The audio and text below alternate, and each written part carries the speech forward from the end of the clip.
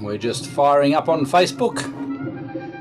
Got the New Zealand brass band championships playing.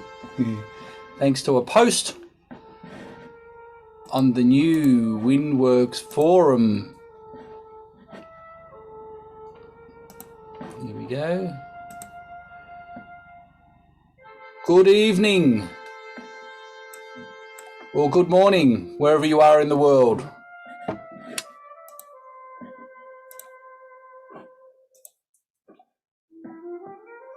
I've just got the New Zealand A grade, I believe, championships playing, thanks to a post on the new WindWorks support group forum for all subscribers. I'm really excited about it. I'll turn that off now and have a listen later on. Happy Sunday. Sunday sessions. I'm still having to use 3 parts of my brain to get around to all of this. So Craig, I'm going to have a glass of red wine next week. I'm going to admit something that maybe I shouldn't, but I will. In preparing for this, I felt like a beverage, but I'm not going to be going drinking at all before being such a professional person. Believe it or not. I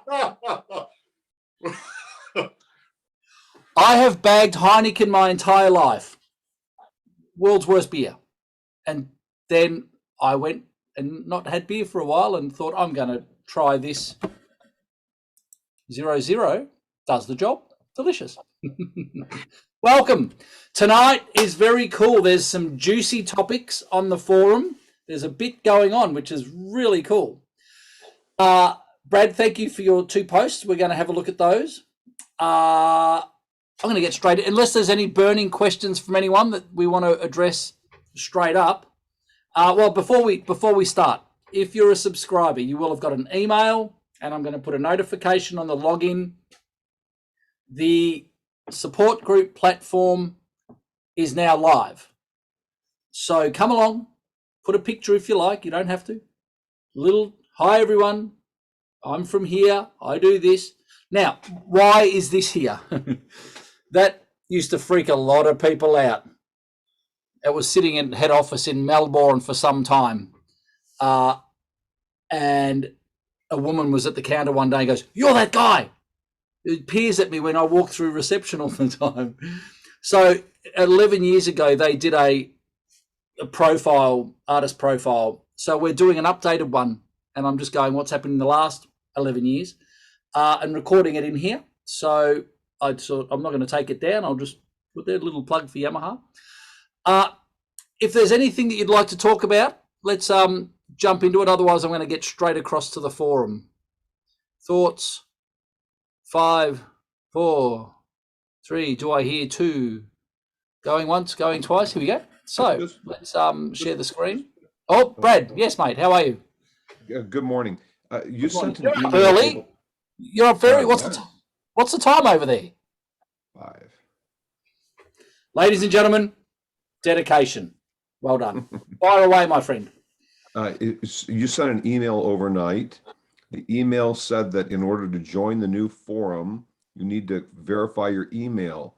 I couldn't find a place to do that, and I seem to already be in it for some reason. Is it not necessary? That's because, remember when we were setting it up, I think I'd put you in there, or maybe it was already, as you know, we had, just dramas. One interface talking to another. So the way it's new for me as well. So maybe you didn't actually have to verify. Maybe it just. That's fine. I just wanted to make sure I was in. I didn't know if I missed something. Okay, cool. Well, if you can jump on there and put a picture of one of your crazy pictures that you put on your Facebook profiles, put one of them up there, and a bit of a g'day. My name's Brad. Awesome. Love to know. All right. But that's my second question, because I already went online. I was going to try to do that, but I couldn't find what I'd already written because you'd asked me to do that. I'd already spent some time doing that, and I posted it on the other forum. Is that gone now? It will turn up in 12 months' time, remember? Remember when we were messing around with it, it was the 2023 instead of 22 when we were setting it up. So I'll have a look. It might be around. I can't tell you, to be honest. We were doing some little experimenting for those watching, and in the process of doing it, I sent a folder to Brad while we were talking about it, and he put some great stuff in there. But it may be gone, but let me have a look. I'll get back to you. So that's fine. So you asked me to do that. I spent some time doing that. I hate to spend the time to redo it. That's just I wasting will have a look. time. I So completely if you find it understand. great, if not, I also sent much of that information to you prior to our chat. So Okay, you have, great. but I couldn't find that link or that information. So if you've got it, could you just email it to me? Of course I can. Thank you Definitely. very much. Pleasure. No, thank you. Thank you. You've been really helpful. It's great. I love teething problems. This is the whole learning thing, you know. Here we go. Screen share. So I need to jump across to the. Oh, did that work? Here we go. Share. So first of all, the Milk Spout. Now there's a bunch of new videos because the whole concept of the cycle of T's, technical everyday elements, is a new psychology strategy based on the first one is stillness. And I know for a lot of people there's anxiety involved in practicing what to practice. I'm lost. I don't know what to practice. I don't know how to practice. What am I working on? I'm not getting anywhere. Why aren't I getting anywhere? And so what we need to firstly do is have a dopamine rush of excitement about practicing based on we know what we need to work on, we know how to work on it, why we're working on it, and we know what the results are looking like. And the first element, of course, stillness. Calm mind, calm body. I'd be interested, in fact, I'm going to stop share before I go into this. I'd be interested if that's an issue with anyone. Even if your camera's off, that's fine. Because I know that I used to be as frustrated as hell before going into a practice room. Because I'd tried every book under the sun, had no idea what to work on. So you think like you're wasting your time, then you go through your 10 different books. Go, I've got to cover this bit, this much of this one, this much of this one for this purpose, this much of this one. I don't have them now, but I wonder, maybe in a folder somewhere. I remember when I was at university and I wrote out a 2-page practice routine. I've got to do 10 minutes of that book and 10 minutes of that book to try and cover everything. And absolute confusion. And if you've got that, that's anxiety. So having a still mind and a still body before practice is something that's probably of all the elements that I've spoken about, people will go, that really resonated with me, that whole concept of stillness. So even if it's something that people want to bring up privately or in the support group chat, it's a really interesting topic. Right, yeah, let's go back. I'll get faster at this, I promise.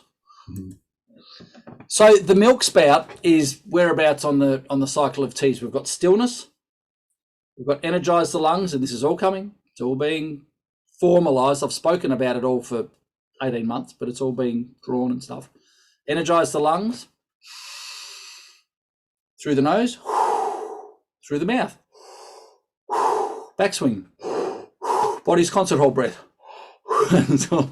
It's all the same thing, right? Charging the battery, right? So another video that's coming for the course is passive power and the drop, the power of passive. I want it to feel like you're not doing anything other than dropping your instrument and falling over when you're playing passively, because the active part, that's where we're working. The passive part is the release. So the passive power and the drop, everyone's wanting to elevate. Instantly it tightens the throat. Everything's elevating where I want to breathe. What did Bill, a student of mine, said that Jacob said? Breathe to expand and laterally, not elevate. breathe to expand, don't expand to breathe. And then get the air in, because as Jacob says, I remember in Wind and Song, people will look like they're breathing and there's no air moving into the lungs. So you've got stillness, energize the lungs, then the drop and a hum. And those who know my stuff, and that's where we get to the milk spout. So the milk spout is, now this was coined by Kate Moore, who's the principal trumpet player of the London Pops and the professor at Royal College of London. I was talking to her about aperture corners, and I've gone, well, okay, so what I want you to do is put your finger between your teeth. Now, I found here before, here's the dental putty I'm showing more and more and more that I made years ago to keep my teeth apart because my teeth were closing. Now, an illusion of competence. People are doing this. Well, are they closing their eyes and storing it first of all? And then when the finger comes out, the teeth come back together. They retract. So we need to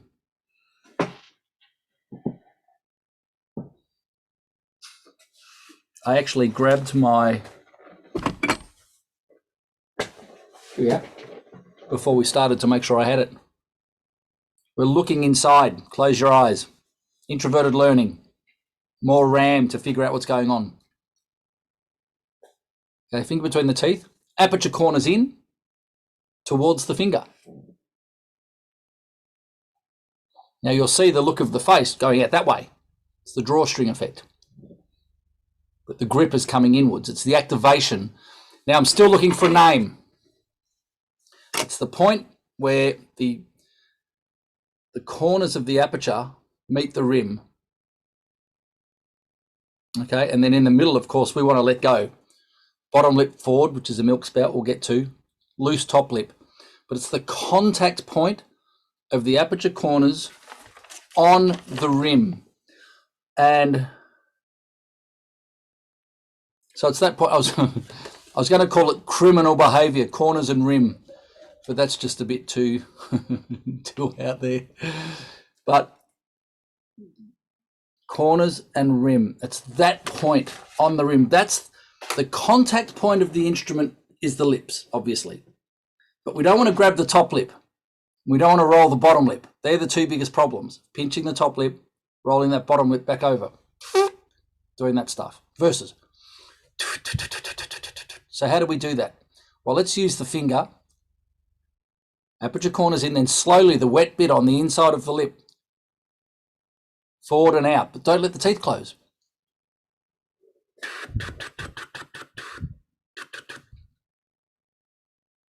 It's that bottom lip coming out. And Kate's gone, it's like a milk spout, a milk jug. Gone, perfect, I'm going to steal that term. Now, that aperture, well, let's check it out.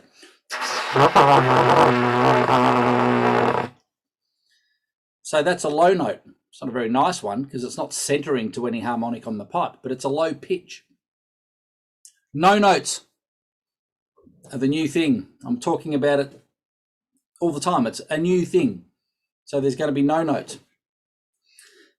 Maybe I'll connect it to breath attack or something like that.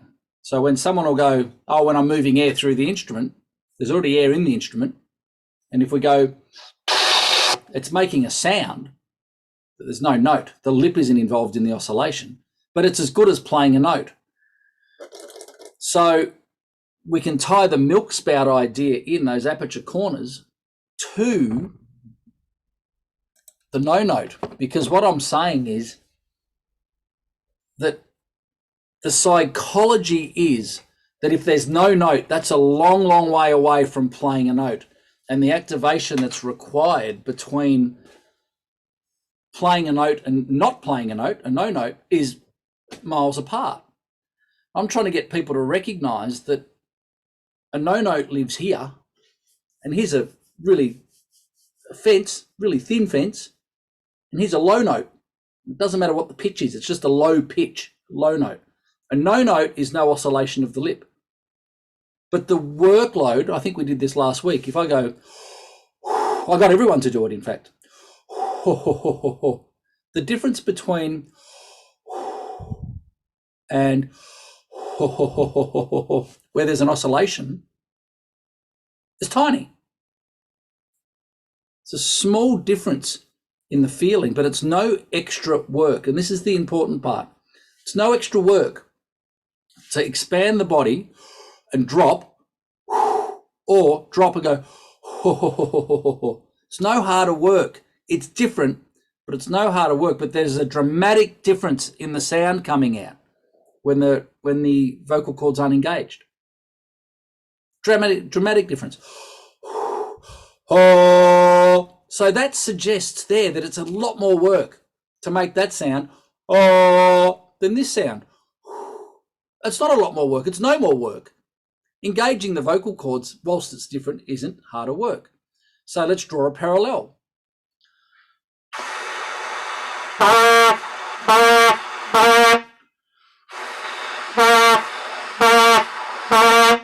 So it might be the bottom lip coming up towards the top lip, of course, without touching.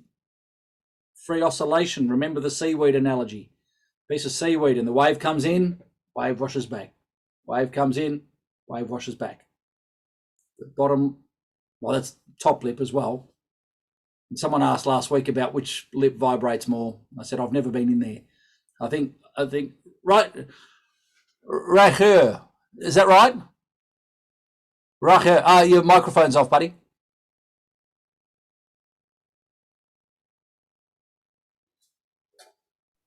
Oh, there we go. We're good. I asked a question last week about the lips. Top lip, Cool. bottom lip. Yeah. So, I mean, it feels like you could use the sensation of the bottom lip, say, okay, it vibrates more in the bottom register and the top lip vibrates more in the upper register. That's fine. I don't know that to be fact. I want them both to be loose. But if we keep that, the idea that I like is milk spout, forward, top lip like the curtain just here that you can't see because this is in the way. But if I was to have an air compressor and the sheet's just sitting there, you got air compressor, then you got your teeth, and then you got the sheet. There's your tongue. So passive. That's what it was. Yeah, passive pressure. The power of passive pressure and the drop is a video that's coming. So once we understand that feeling of out, loose, aperture corners in, and Brad, I've been speaking to, the fact that you brought up knowing about it, anatomy, how the fact that we can grab and then keep loose in the middle, I don't know, but we can tell here versus the pinch down. So that's really fascinating. Then the whole thing that I'm about is developing the sense of those aperture corners. The whole, keep your fingers there. Jaw's not coming up. Why is it so important? Because if you recognize that contact point of the aperture corners on the rim without going down the 1.0 road of roll back and pinch the chops, and again, I'm just have to reinforce it, I'm totally talking from experience. That's where all the back pressure comes from, the fight comes from. And if we unlock that and take that whole psychology of the breath that's bigger than what's required to sustain life is going to be converted to sound, then we can use passive pressure and take the 1% rule. How much sound can I get for doing less work? If I've energized the lungs, there's the work, there's the pullback of the bow, then I drop. That's really loud and there's no body engagement and it's totally counterintuitive and generally against what we've been taught for years is to blow. But if we recognize that if you blow up a balloon and let it go, it's going to go back to its small size, that's what we're doing here. Then if we stay passively, the whole Singing Sea series is based on this. Let's not engage the body. We've got energy here. The psychology of just about every book you'll find and every teacher, not every, but a lot of books, most books and most teachers is from day zip. Activate. You're playing trumpet now. You've got to blow the thing. No. Enough's enough. It's got to stop. We can do it, but it's inefficient. And at the end of the day, inefficiency is what causes all the problems. And again, I draw the attention to the average age here. We're 40 plus. Everyone. Why? Because we got to that point going, what's wrong? Why isn't it working? Something's not right here. So when we actually go, right, let's let go of what we don't need, eliminate any voluntary, involuntary or unnecessary musculature, and then as we start to ascend, for example, in the Singing Sea series, what I'm looking for, I see it all the time, working through the Singing Sea series, and someone will get to a harmonic where the note won't speak. So for example, now I've had mega pro players not be able to do this up to fourth space E flat, because they've relied so much on the grip of the chops and the force of the air. And that's what we're trying to unlock, right? So we get to first step. I'm going up the second and third harmonic. It's remarkably softer. Now in the support group, I'm going through just about every lesson in the course in detail and getting people to demonstrate to make sure we're all doing it right. Right? In, drop, passive pressure, average of corners. Excuse me.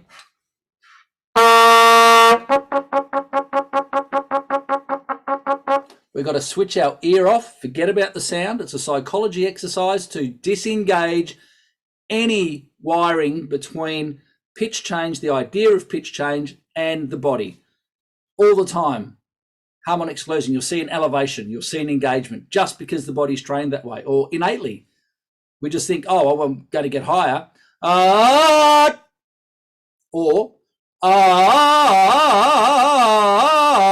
It's just the vocal cords changing. The body's not changing at all. That's passive, but it goes against the psychology of what we think we need to do. So then we get to the second harmonic. Air in, drop.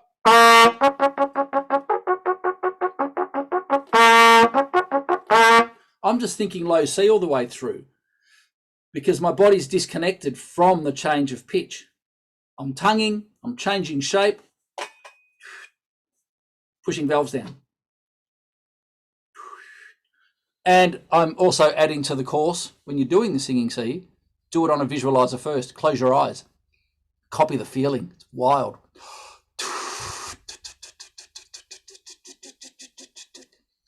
Most people aren't passive when they're doing it.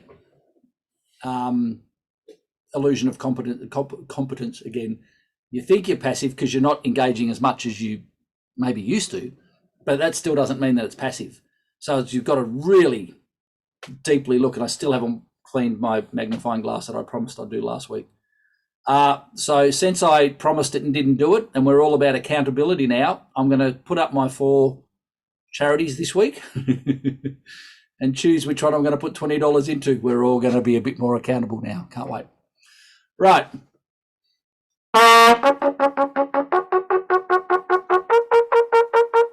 Again, there's no activation in the body. The body's just passively reducing like a balloon. That's what the exercise feels like.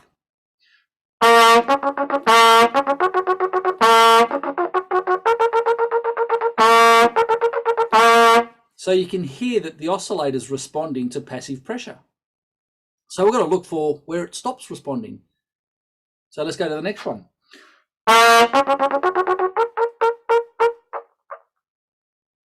Right, all of a sudden, throat might close off or something happens and the note doesn't speak. And people get really annoyed. It's like, don't get annoyed. That's what we're looking for. As I keep saying, information on a platter.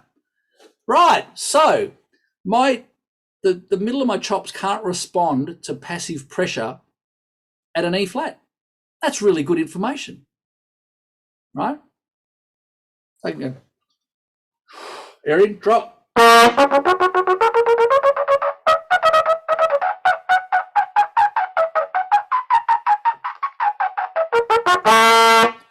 just squeak around, but don't engage.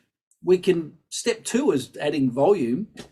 And again, this is where the wires get crossed between volume and pitch. Because I stay passive.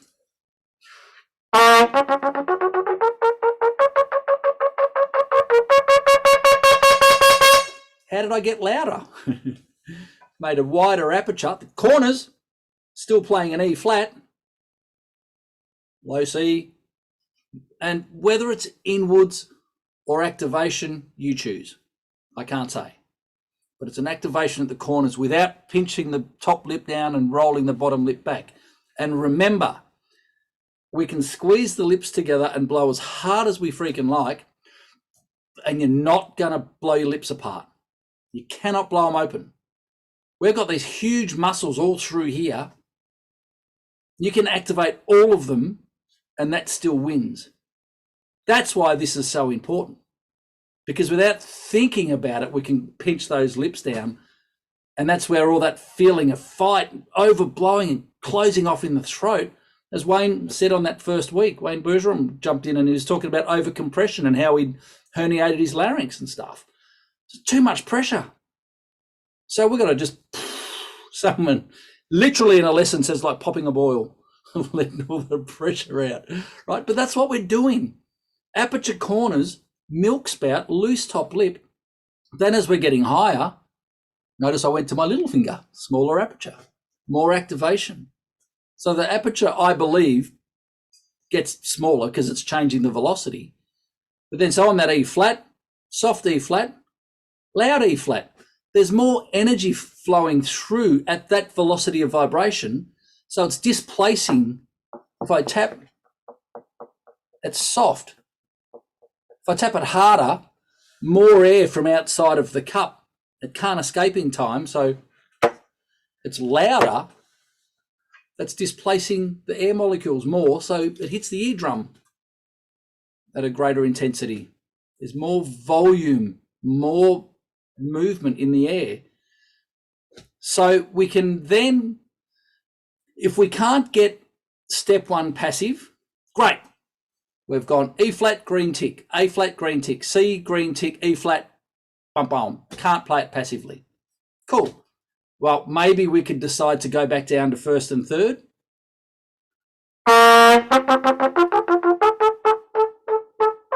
Oh, okay, I can do the D on first and third passively, but I can't do the E flat. Great data, right? So go through and do all the exercises up to the first and third, then go up to the second and third, and go, okay, well, I know that I can't do the E flat passively.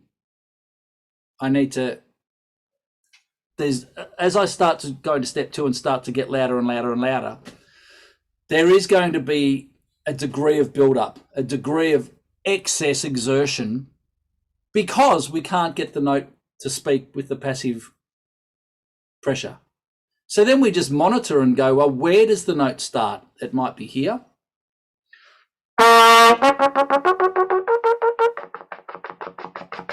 You start to do all that stuff, but that's okay because we know that it doesn't feel like the body's concert hall and everything's choking up. We know that's a feeling that we don't want.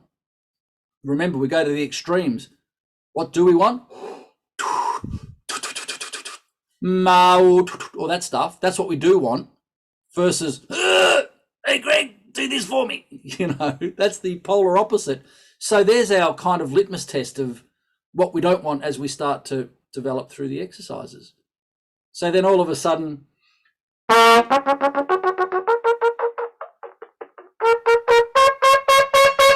all of a sudden when I increase the pressure, then the aperture corners grabbed and there was enough pressure in the air for the oscillator to take off. Terrific, great. Is it pure process? No. Is it the result that we wanted? Yes. So generally the Singing C series are passive. Like they're process-driven exercise. They're not passive all the way through. They're process-driven exercises, right? And then when we can't stick to pure process, then we go, okay, I recognize that I'm not sticking to pure process, but what price am I paying? I know what I do want and I know what I don't want. But when I was doing my big transition from years and years of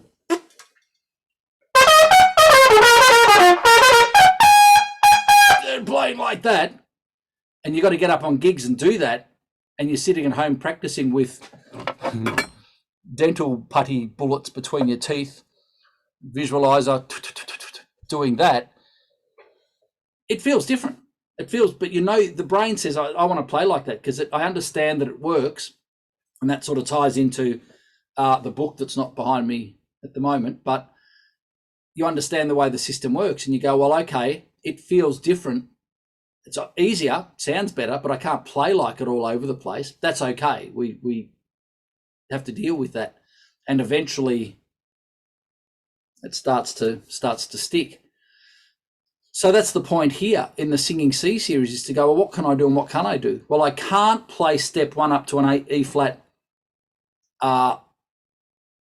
passively. The E flat won't speak. It will. Come back. Just keep doing the... How does pitch change? Aperture corners, tongue position. If we keep thinking of that, thinking of the breath, put a horn on top of it and search for it. But don't search for it from the abdominals ramming the lungs. It's inefficient. So hopefully that addresses aperture corners. Any thoughts, questions, criticisms on the aperture corner subject, the milk spout? Another question, Greg, if I may. Is book 1 still up to date compared to the lessons on the site? Can you say that again, please? Is book 1 still up to date compared to the lessons changed on the site? So absolutely. Now, what the reason that, thanks for asking. Book 1 is the beginner thing. Now, I put that together from 2000 to 2004 based on what I want. And I watched a couple of older videos in the last couple of days, and the message really hasn't changed. But at the start, it was all, someone's got a mic on with some background noise. It was all about opening up, and I wasn't using the term Bodies Concert Hall. I wasn't using the term aperture corners or anything like that, but the concepts were still the same. Visualizer. I was even in 2011 on this video that I watched before, the beginner, intermediate, and advanced videos that are still linked on the site. I was doing that, right?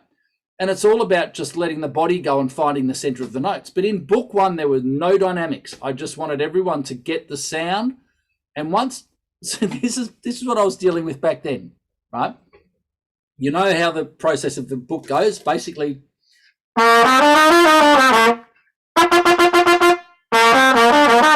All that sort of stuff. Get the low C to G, articulation, harmonic slur, open, chilled, dropped. Then going up through to A flat was chromatic. Harmonic slurs.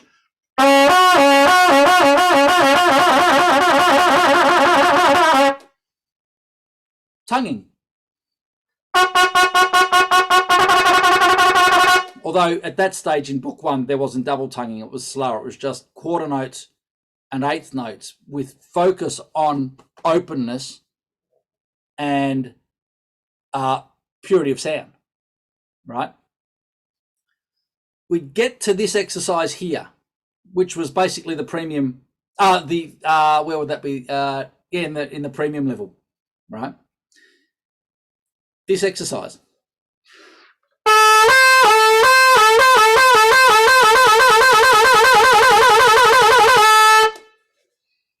And I remember a couple of times that people have gone, oh yeah, no, look, I remember getting emails. Oh, I thought the book was going to be harder than what it was. I can play all the notes in the book. I'm going, okay, righto, let's go through it. And we get to the B to D harmonic slur. They go, oh no, I can't. I've never been able to do harmonic slurs. It's like I can play a G above the stave, but there are two ways to play a G above the stave, or two major subgroups. There's the efficient way, of which there's probably numerous efficient ways, And there's the inefficient way, which I'm sure there's a lot of inefficient ways to play G above the stave. But people are looking at it going, it's only a G. I can play that. This is, not much to it. But they can't do the harmonic slurs. B to D. Because why? Firstly, the throat's already started to engage. Then the psychology of harmonic slurs based on the blow faster to play higher religion. You can only go.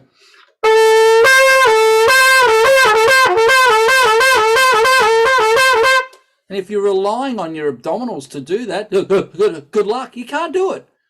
So that's when you recognize that for years back there, I was saying, I need a name for this, the mouth bit.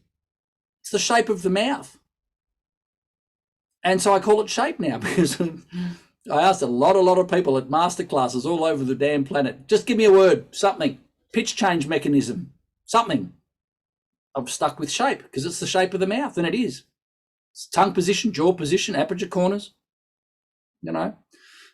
So once we recognize how to manipulate the airstream without pinching down that way, working this way, and it's combined, the tongue's moving. Do we have to recognize the tongue movement now? Not necessarily doing that, but it could be helpful for some. Definitely as we start getting above the stave.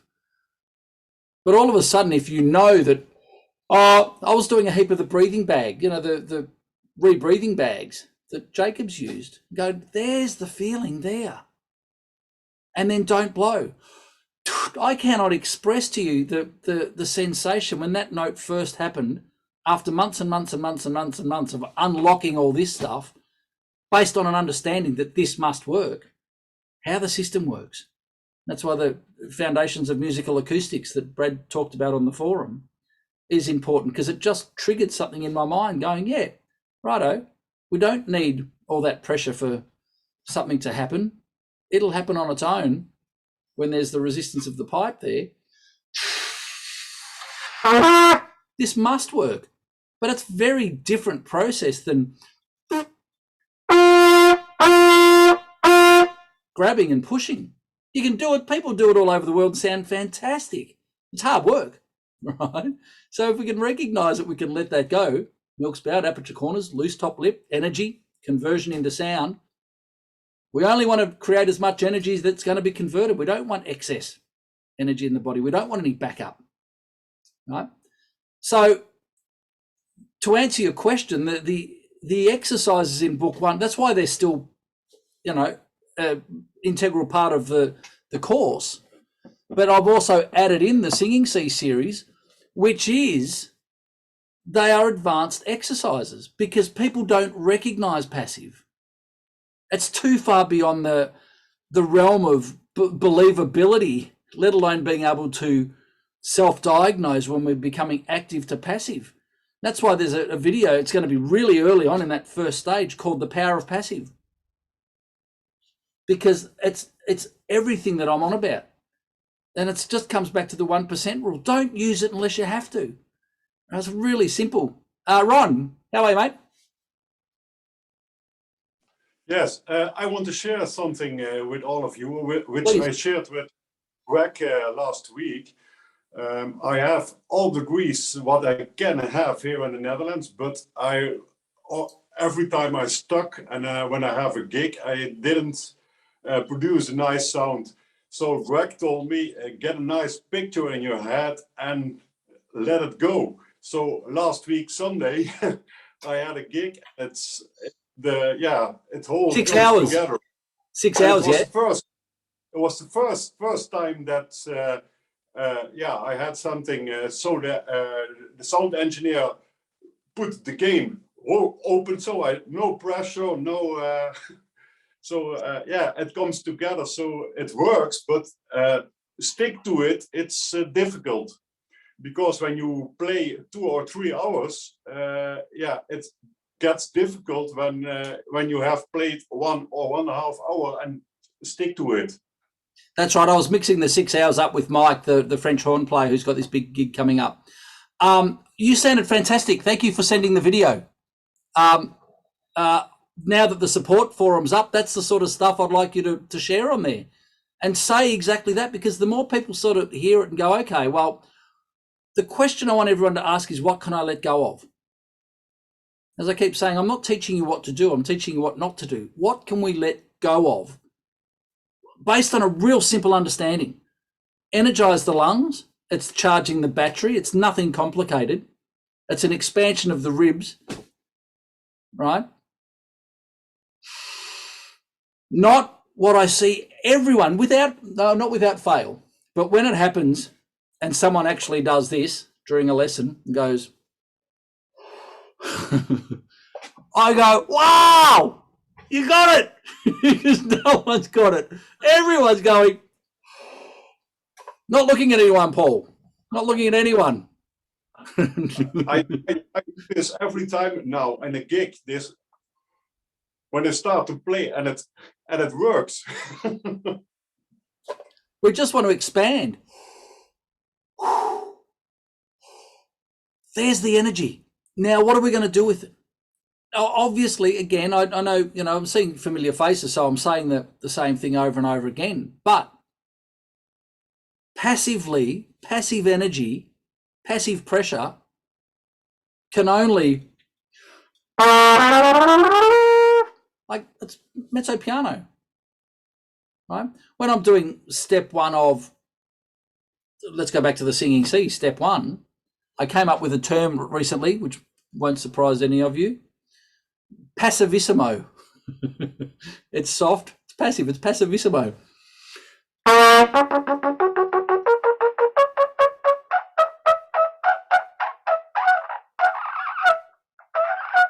So with passive pressure there, drop.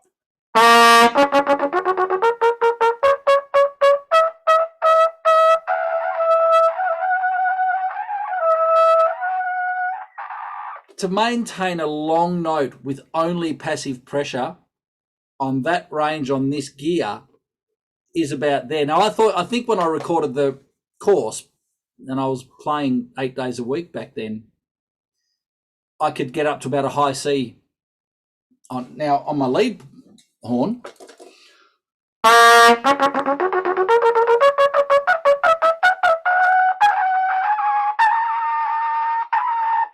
I can just tell it's conditioning, that it's not quite speaking, but I could get up there and higher passively and sustain a scratchy little pitch. And again, it's not about tone, it's not about sound, it's about the psychology of the body wanting to get involved because it's getting higher.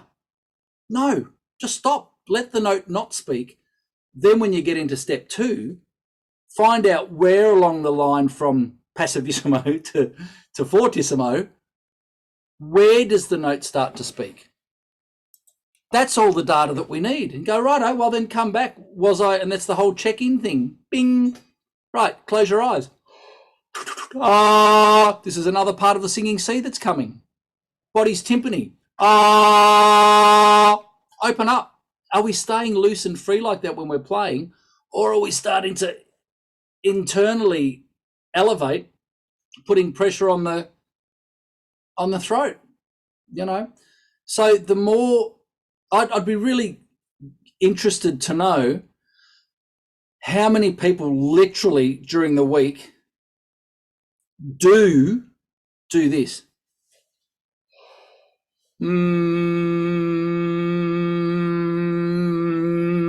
What can I let go of? Hum. And then send the message, that's what I want to feel like when I'm playing. I would suggest that as a very few would even do it once a week. Yet when you think about what we're doing, we're changing neural pathways. We're creating new patterns, new pathways. I've learnt more about my golf game in the 3 weeks I've taken off after that terrible game that some of you may know about. A whole week of work, had an absolute highlight day on a Friday. Then the Saturday came out, my brain was hurting after 2 holes and everything collapsed. So I need a break now, and I haven't touched a golf stick in 3 weeks. But I've thought about it because I know what went wrong on the day when it went wrong, and it was all because I was tired, not because the muscles were tired. It had nothing to do with that. It's just confusion, burnout, overload.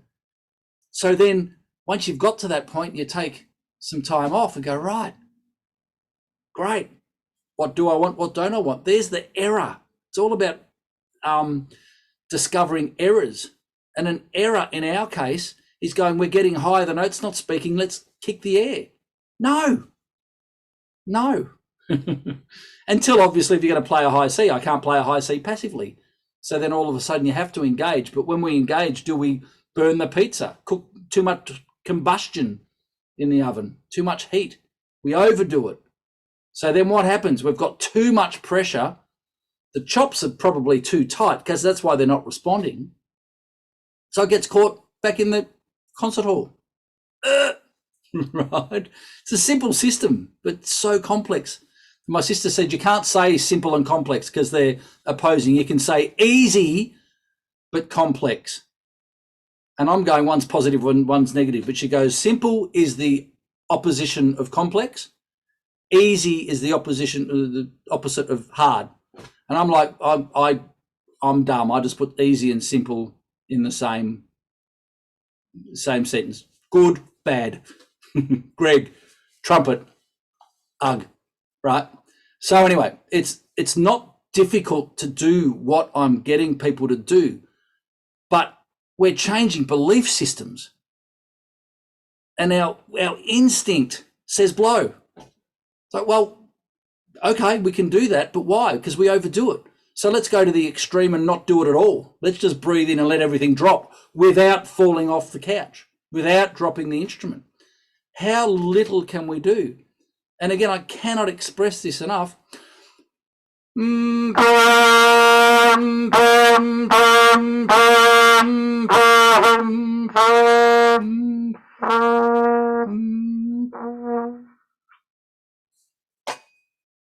That was equilibrium. Now I can keep talking, but have a listen to what happens to my voice. I'm going to run out of air shortly. Then all of a sudden, when I take a breath in and drop and relax, there's a big difference. And most people are breathing to here and playing to there. As Jacob's put in, I think it's Wind and Song as well. Play half full to full. Oh, sorry, there's a couple of chats here that I've ignored. Sorry, guys. Yep, and yes. Good. Thank you. Right, so we're going to play. Let's breathe.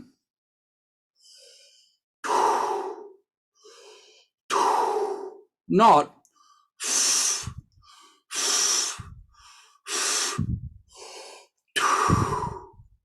Of course, there are times when we've got passages where we have to use every single last bit of air, but we train ourselves by the end of the note.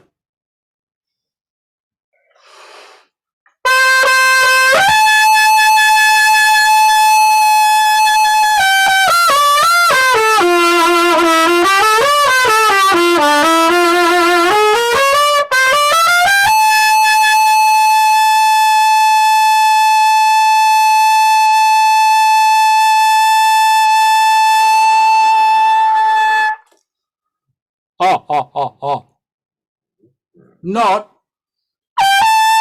oh, dude, I'm killing myself. I've done it for years.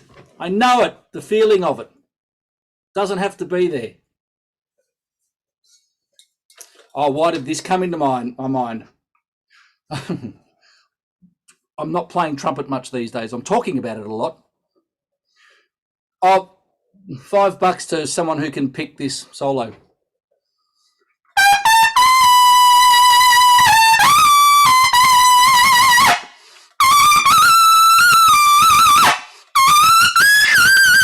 Oh, that hurts. But even then, the chops can't cope with it, but the body's just,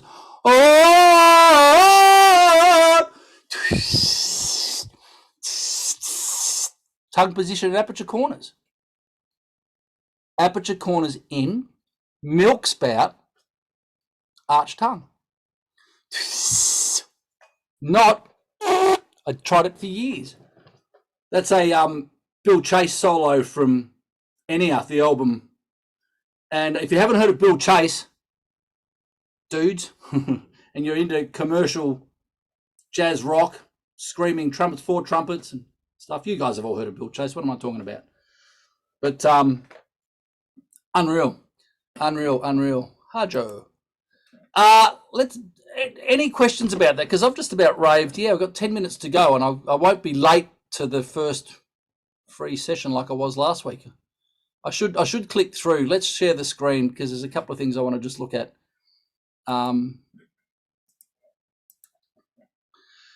So the 2 books, Brad, thanks for putting that up. You did what I did, my friend, which most people won't do. And if you've watched my ITG presentations, which are now free for all, I'm putting them up even if you're Foundation, Premium or Ultimate previous levels, they're coming up. I'm just going to give them away for everyone because they're really good. The Fundamentals of Musical Acoustics was one I said in the ITG conference. I did what most people won't do. I'll buy it and I'll change my mind. And I did do that. Now, I haven't looked at horns, strings. I haven't looked at the other 2, but thanks for posting those. That's really cool. So, guys, get on to this is just the public forum here. Charlie Porter, great guy, legend. And I was on tour in Hong Kong a few years back, and I get this email from Hot Lips Porter saying, "Hey, Greg, love your stuff. Can I have a lesson?" So we get together and we have a chat, and basically spoke to him about what we're talking about here, keeping that jaw, the feeling of the jaw down as we're ascending, aperture corners in to fill the gap, tongue position. And he broke a ceiling, and he sent me the video the next day of him carving the absolute bejesus out of something. Sounded fantastic. I haven't watched that video in a lot of years, but I highly recommend you check out Charlie's stuff. He's anyone who does what we do, which is sharing information to the best of our knowledge that's researched and from experience. And Charlie does that big time. Do we say the same things all the time? Not necessarily, but we're both malleable. And in fact, one of the things that he put up a couple of years ago, which caused a bit of chatter on the forum, and I said, try it. If it works for you, great. If it doesn't, well, then move on. And then he sent me an email probably 12 months ago going, "Greg, I watched your aperture corners video. Been doing it for over 12 months now. It's fantastic. I really love what you're talking about. We're in communication to do one of these live chats together." But I didn't have the technology to be able to, well, I had the technology, not the know-how to do it with him, but stand by for a Charlie Porter and yours truly conversation, because we're very, very much aligned and we both love what we do. Part of your core message is that we're changing our belief systems. Once we begin to release the air and let the lips sympathetically vibrate on the low C, haven't we already begun to shift our belief system? Most definitely. Most definitely. If you've come from an active foundation and you're doing a passive low C and it's sounding good, body's concert hall ringing, yes, you've definitely started changing your belief system. So then what you're doing, don't fall into the trap and think, "Oh, I've got this." What was the process that got you there? Keep repeating that process and cement it. Myelin, read the talent code. It's all about you create the pathway and then you coat it. It's like the concrete layers on the pathway. And we've got to keep repeating it and repeating it and repeating it and repeating it, making it stronger and stronger and stronger and stronger. But yes, you've definitely started changing your belief system, but then you've got to go, okay, well, I understand that shape changes pitch as we go up.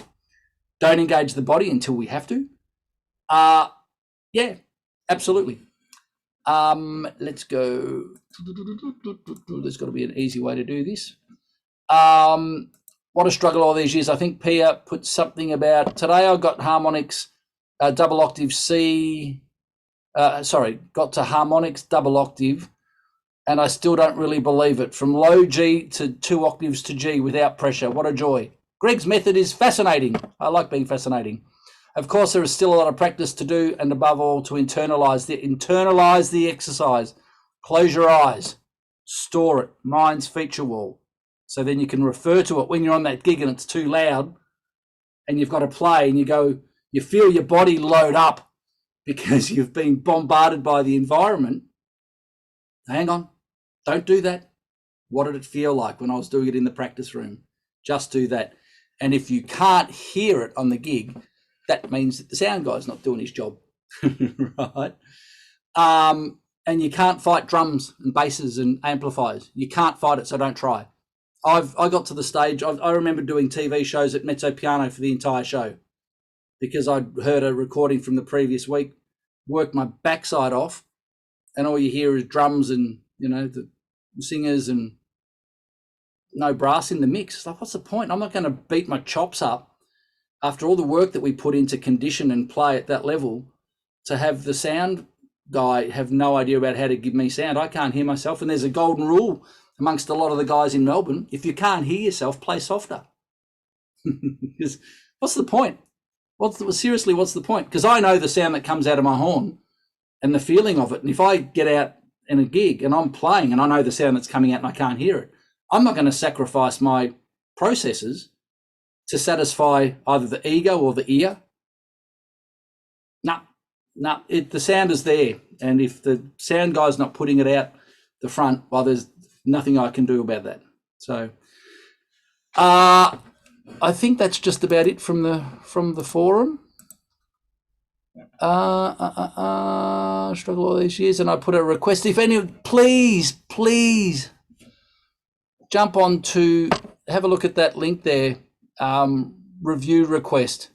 There's a Google My Business page set up to try and, you know, generate some traffic and I want to build this thing. Let's get it really happening. So if you can jump on there and do a Google review for me, that'd be really nice. What do we've got like 4 minutes for a bit of an open forum for any thoughts on anything. Any questions? That's good.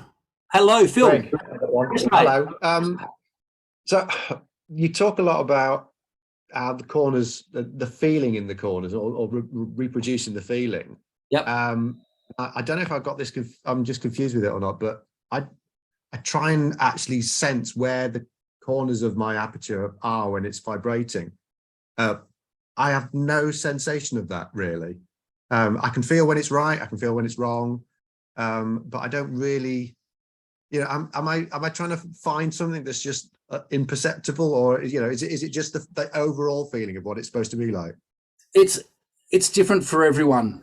And the word imperceptible, right, I actually put in my phone today as a word that another student had used, because he said, it's one of these guys, I teach him every Friday over in California, legend guy, but he's had a crook week this week. It was also hard work. Right, so we went back, and the changes that were crippling him were imperceptible. Right, the teeth were coming up. Right, so the feeling of that chin being down, and I suspect this is where it might be. Well, before I go on, for him, the real key thing for him was he actually thought of it like doing that at the rim from the outside. Now, I don't, there's a really important topic, Patrick. I don't want the idea going outwards. And as soon as you send your attention there, corners. So what's it doing? It's stretching the lip tissue, right? But when you keep the chin down, and this is where my student was going wrong, the teeth were coming up. The feeling of it being down is weird, right? Especially when we're ascending. Yeah. Look at my chin. It moves down towards a low C.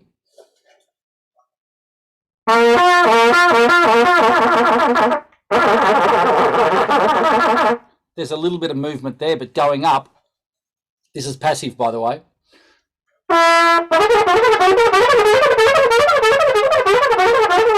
That's rock solid, right? Because it's keep doing it. Milk Spout, V for victory. X marks the spot. Eyes closed. Feel the grab behind the finger. Feel the let go. Put the visualizer and the mouthpiece on over the top and just see what happens. Report back if you wouldn't mind, Phil. Someone put something, I missed that, and I've been thinking about it all week, and it deserves a bloomin' topic on its own for a whole hour. It's about guilt. Someone going, I've been teaching for many years and I feel guilty about what I've been teaching them now that I've learnt this. It's like there's no guilt. Think about the cool things that you're doing for the students in the future. We can't worry about the past. We're all learning, and I'm saying stuff now that, well, a great example was at one stage my thought was arch tongue, faster air, higher note. Claude Gordon. He wanted to take the attention away from the face, understandably, because everyone's so focused here that it pinches down. There's a whole other left-hand side of the brain, right-hand side of the brain, which I'm going to be more talking about. We've got to do the mechanics, and I say it, but I don't say it like this. We've got to exercise the left-hand side and get the mechanics. Then we've got to switch it all off and think about the right-hand side of the brain and just think about the sound and ignore the mechanics, right? So it's a multifaceted way to learn, but we're always learning. We're all learning, right? And so I've, in the past, told people, arch your tongue, the air goes faster, you play higher. It's not it. It's not it. It's part of it.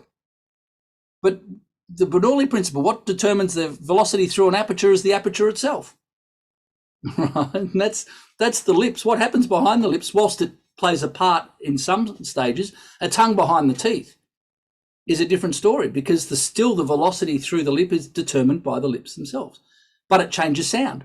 So I just say the simple kind of, the lips choose the overtone, the pitch, the frequency, and the tongue makes it sound nice.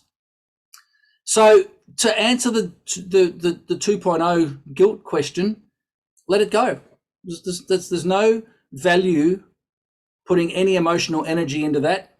We just look at going forward and going, oh, wow, that's fantastic. I've spent my whole life learning things from when I was a kid in brass band, learning some new stuff.